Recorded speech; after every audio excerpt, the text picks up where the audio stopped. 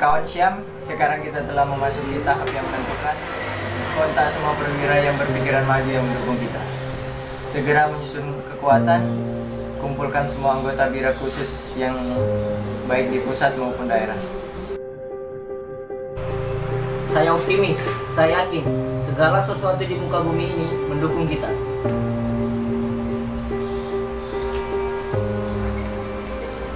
Perwira-perwira yang saya didik juga mempunyai optimis yang sama. Pemuda-pemuda kita sedang berlatih keras di lubang buaya. Tapi saya ragu, apa benar ajal Bung Karno semakin dekat seperti yang dikatakan tim dokter? Kawan ketua ID besar, ada gerakan yang kita lakukan bersifat terbatas dan akan berupa gerakan militer. Dua sasaran utama gerakan adalah para jenderal. 3. Gerakan ini harus menguasai instalasi vital seperti Telkom, RRI, dan lain sebagainya. Untuk pemimpin, gerakan kita sepakat mengajukan 3 nama calon yang terdiri dari perwira berpikiran maju, yaitu Letnan Kolonel dan Maju.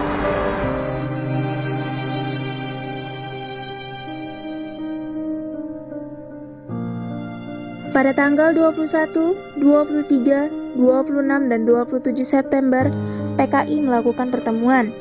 Mereka melakukan beberapa pembahasan mengenai susunan rencana Syam, antara lain, para jenderal yang menjadi sasaran adalah Letjen Ahmad Yani, Maijen MT Haryono, Maijen R. Suprapto, Maijen S. Parman, Brigjen Sutoyo, Brigjen Donald Ifak Panjaitan, dan Jenderal Ahana Sution. Operasi akan dibagi menjadi 3 komando. Komando penculikan dan penyergapan dinamakan pasukan Pasopati akan dipimpin oleh Letnan 1 Dul Arif yang tugasnya mengambil para jenderal hidup atau mati. Komando penguasaan kota diberi nama pasukan Bima Sakti yang dipimpin oleh Kapten Suradi. Sedangkan Komando Kopassus akan dipimpin oleh Mayor Udara Gatot Sukrisno dan pasukan ini dinamakan pasukan Gatot Koco.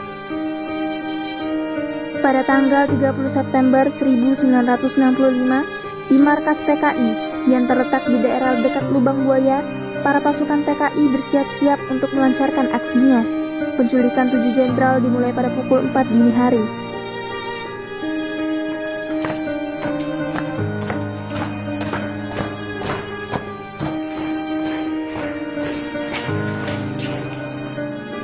Pasukan dengan sasaran jenderal Nasution dipimpin oleh Raja Senu. Siap.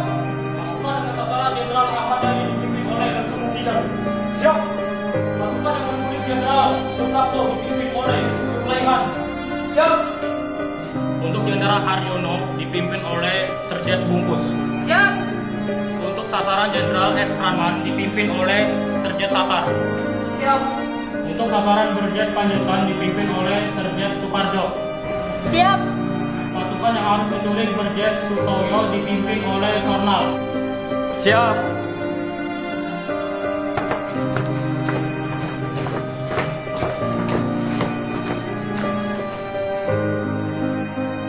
Pada tanggal 1 Oktober 1965, dini hari, pasukan penculikan 7 jenderal dilakukan secara serentak dengan membagi 7 pasukan yang dikerahkan ke kediaman ke-7 para jenderal.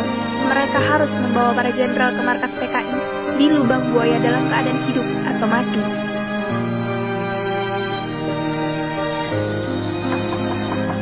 Permisi. Iya. Bapaknya ada? Oh, ada. Pak, ada pasukan yang lebih lama.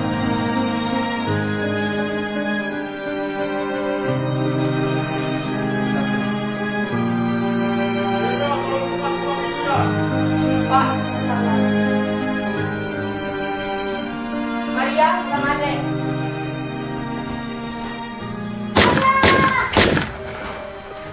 Ibu, adik kena. Jangan bergerak. Di mana Nasution? Saya Nasution. Letakkan senjata.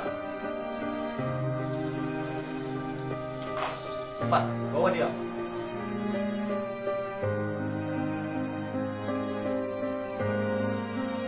Kamu jangan melawan.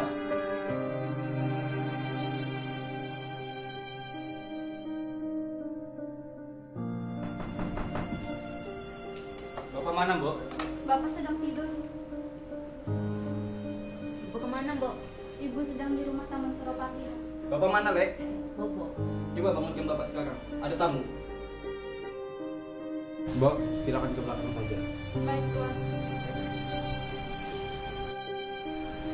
Ada apa? Bapak diminta untuk menghadap presiden sekarang juga. Sekarang, oke kalau gitu saya mandi. Sebaiknya tidak usah mandi, Jenderal. Yang penting cuci muka atau berpakaian. Sebaiknya tidak usah berpakaian, Jenderal. Kencang kalian. Tahu apa kalian?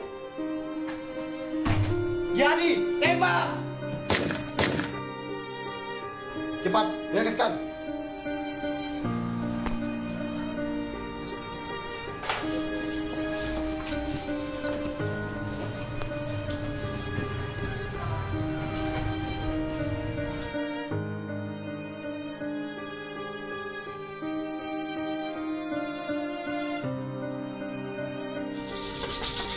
Permisi. Kenapa ini? Kakak diminta untuk menghadap Presiden sekarang juga. Malam ini ada begini. Mas, Indra tidak ada penjelasan. Waktu terbatas Indra. Apa artinya ini? Kami hanya menjalani tugas. Perintah siapa? Atasan kami. Siapa dia? Silakan jalan cepat, tidak usah banyak ngomong. Apa tidak sebaiknya saya berpakaian? Tidak usah. Bawa dia.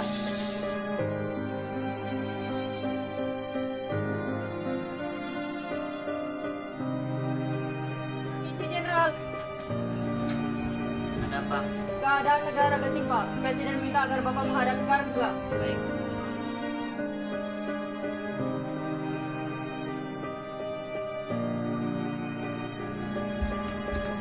Loh, kenapa ikut masuk? Mana surat perintah?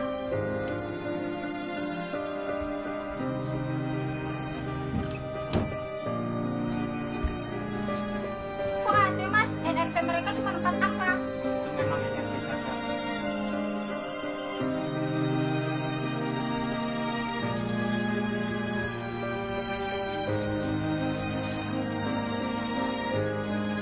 Bu, coba telepon Mbak Yani.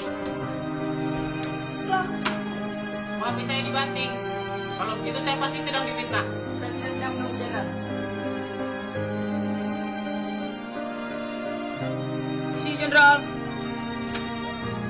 Pak Presiden meminta agar menghadap Bapak sekarang juga. Baik, Presiden. Begitu perintah yang kami terima, Pak.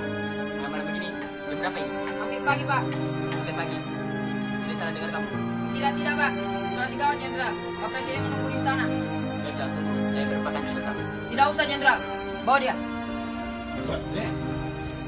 Bawa dong.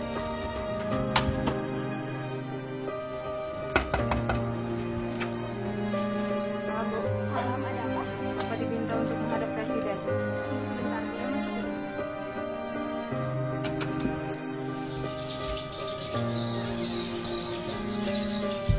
Pak, ada pasukan jaga di bawah. Saja mereka kembali ke belakang.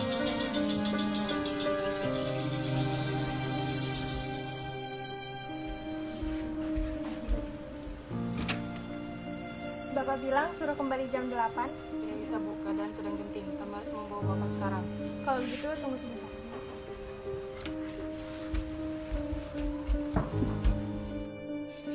Jenderal. Ini peringatan terakhir, Jenderal. Tembak.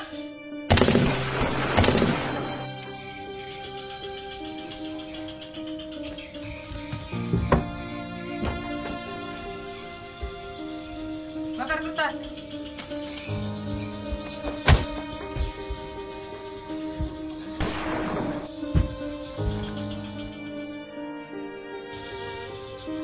Cepat bawa.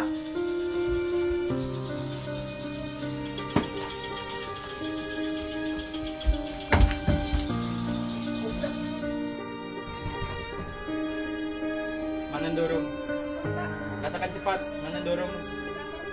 Keluar Jenderal, keluar. Segera turun Jenderal, atau tanda tangan rumah ini segera. Angkat tangan Jenderal, bawa dia.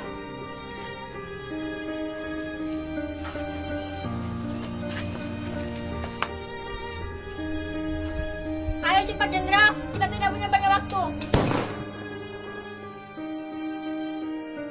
Ketujuh jenderal pun dibawa ke lubang buaya. 4 orang dalam keadaan hidup dan 3 orang dalam keadaan mati. Mereka yang hidup disuruh menandatangani sebuah pernyataan mengenai Dewan Jenderal.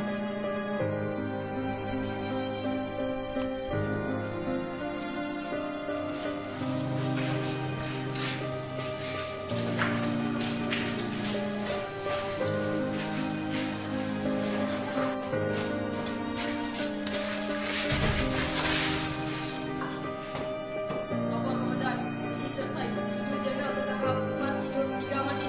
Orang diterima, laksanakan. Siap, laksanakan.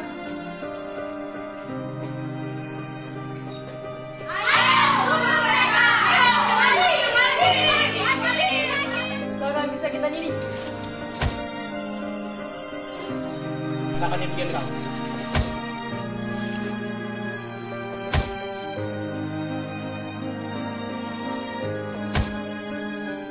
Ini ada surat pernyataan tentang Dewan Jenderal. Ayo akui, Dewan Jenderal itu ada. Darah itu merah, Jenderal. Seperti amarah. Mana yang sujud? Jawab.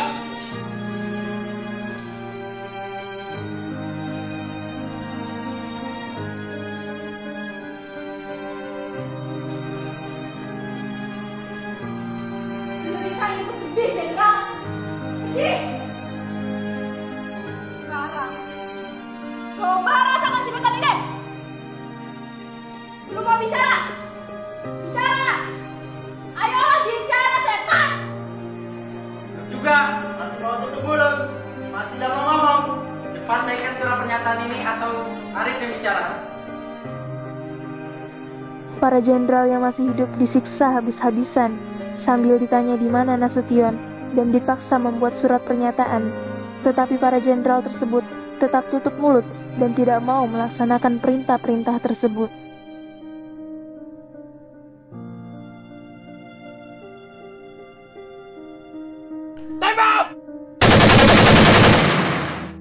Setelah disiksa hingga mati, para jenderal pun diseret dan dimasukkan ke dalam satu lubang dengan kedalaman 12 meter dan panjang diameter 75 cm.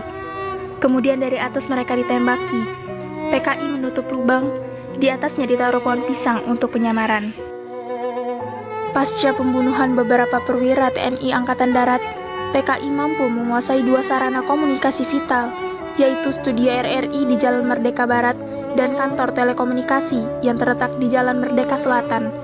Melalui RRI, PKI menyiarkan pengumuman tentang gerakan 30 September yang ditujukan kepada perwira tinggi anggota Dewan Jenderal yang akan mengadakan kudeta terhadap pemerintah. Diumumkan pula terbentuknya Dewan Revolusi yang diketuai oleh Letkol Untung Sutopo.